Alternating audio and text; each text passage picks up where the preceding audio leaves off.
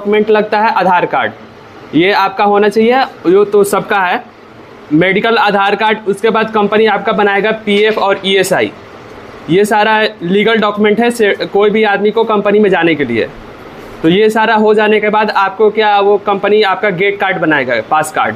पास card का भी limit होता है, जैसे में कोई 1 महीने का बनाता है, कोई 2 महीने का बनाता है, लेकिन उसमें आपको कुछ मतलब चिंता नहीं करना है। वो जब एक्सपायर होने वाला रहता है तो ऑटोमेटिक वो रिन्यूअल करा देता है लोग, तो उससे कोई ये नहीं है। उसके बाद आपका एंट्री हो जाने के बाद आपका क्या होता है कि सबसे पहले जो आपका सीनियर है या आपके ऊपर जो भी सेफ्टी वाले हैं वो आपको इंडक्शन ट्रेनिंग देंगे। कहीं कहीं पे इंडक्शन ट्रेनिंग बोला जाता है और कहीं कहीं पे उसको बीएसटी बोला जाता है। जहाँ पे मैं था हैदराबाद में, वहाँ पे उसको बीएसटी बोला जाता है। बीएसटी का फुल फॉर्म होता है बेसिक सेफ्टी ट्रेनिंग।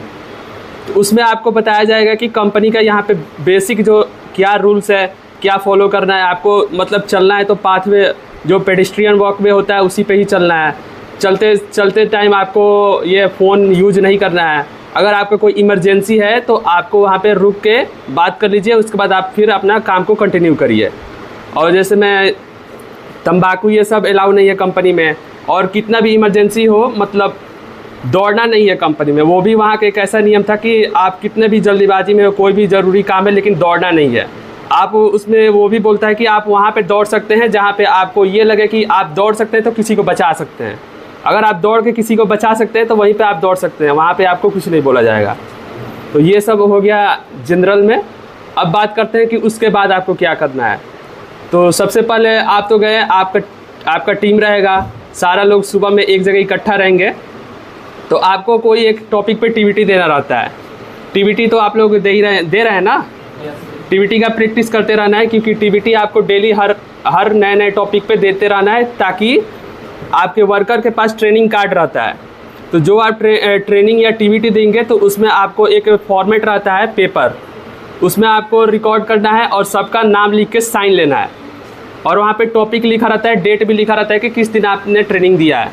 और वो आप क्या करना है कि उन लोगों का ट्रेनिंग कार्ड जो रहता है उसमें ट्रेनिंग कार्ड में उन लोगों का नाम लिखा रहता है, डेजिनेशन लिखा रहता है और उन लोगों का एंट्री कार्ड नंबर लिखा रहता है।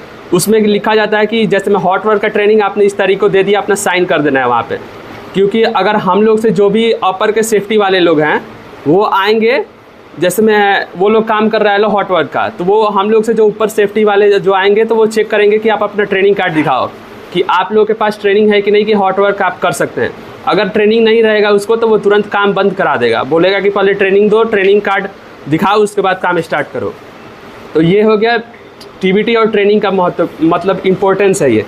और हम लोग को भी ट्रेनिंग, अपने वर्कर को ट्रेंड हमेशा रखना चाहिए सारे मतलब सिचुएशन के लिए। तो अब उसके बाद ट्रेनिंग हो गया। अब आपका काम है कि आपको मतलब बताया जाएगा कि यहाँ पे काम है, तो वहाँ का आप अगर परमिट लेना है तो आप लीजिए, नहीं तो सुपरवाइज़र ही ज़्यादातर लेता है। तो सुपरवाइज़र लेगा तो ठीक है, नहीं तो आपको भी बोलेगा तो उसमें हेल्प थोड़ा बहुत कर देना है। क्योंकि इंडिया में ऐसा है कि इंडिया में सेफ्टी वाले को भी परमिट लेना पड़ता है। तो यहाँ पे वहाँ पे आप परमिट ले लिए। अब परमिट ले लेने के बाद काम स्टार्ट होने से जब होने वाला है तो परमिट पे भी कितने लोगों का साइन होता है पता है आप लोगों को? देखिए, परमिट में एक होता है कि कंपनी में एक रहेगा इनिशिएटर, जिसका इनिशिएटर उसको बोलते हैं जिसका काम है। वो आपको बोलेगा कि ये काम है, इसको करना है, उसको इनिशिएटर बोलते हैं। जिसका काम है मतलब जो काम दे रहा है उसको इनिशिएटर बोलते हैं। फर्स्ट में उसका साइन रहेगा इनिशिएटर में, और दूसरा में आ जाएगा आपका कॉन्ट्रैक्टर सेफ्टी सुपरवाइज़र, जिसमें अगर कॉन्ट्रैक्टर है, जैसे में हम लोग कॉन्ट्रैक्टर में है तो वहाँ पे वो साइन करेगा। और उसके बाद रहेगा एरिया ओनर, आप जिस एरिया में काम करा रहे हैं वो किसके अंडर में एक कॉम्पिटेंट पर्सन होता है, जैसे में उसका एरिया में वो आता है। तो उसको भी पता रहना चाहिए ना कि आप ये काम कर रहे हैं, ताकि वो भी मतलब उसको इन्फॉर्म रहना चाहिए कि आप ये काम यहाँ पे कर रहे हैं। तो इसलिए एरिया ओनर का भी साइन ज़रूरी रहता है।